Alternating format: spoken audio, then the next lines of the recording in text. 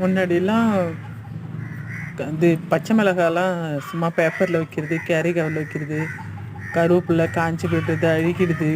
புதினா பிரியாணிக்கு சில நேரத்தில் கடையில் இருக்கும், கிடைக்காது, மல்லித்தழையும் கிடைக்காது. இப்போ மீஷோலேருந்து 2 பாக்ஸ் வாங்கியிருக்கேன். எல்லாம் தனித்தனியாக அரிஞ்சு வச்சுருக்கேன். இது எப்படியும் ஒரு வாரத்துக்கு அப்படியே இருக்கும், ஒரு வாரத்துக்கு மேலேயே இருக்கும்.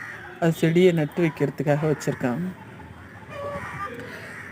இப்போ அந்த மீஷோலேருந்து இந்த ஃப்ரிட்ஜில் வைக்கிறதுக்கு பாக்ஸ் அந்த அடியில் கொடுத்துருக்காங்க, ஒரு சின்ன பிளேட் மாதிரி.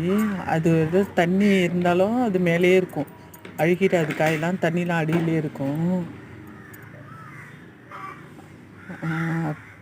அது மேலே நிற்கும்.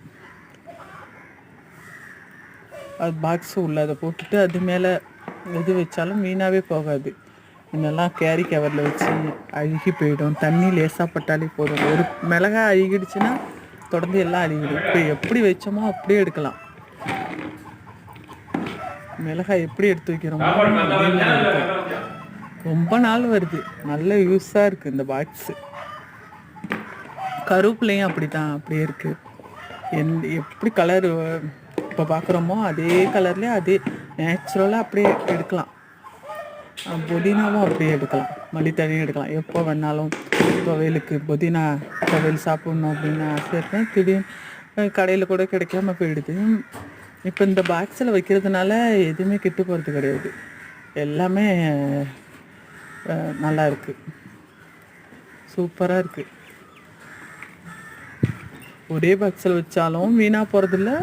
தன்னா ஒரு 3 பாக்ஸ் இருக்குது. நல்ல யூஸாக இருக்குது மீஷோவில் இந்த பாக்ஸு. ஒரு வாரத்துக்கு மேலவே வரும் இது. இந்த தண்டு எல்லாம் போய் மண்ணில் நட்டு வைக்க வேண்டியதுதான்.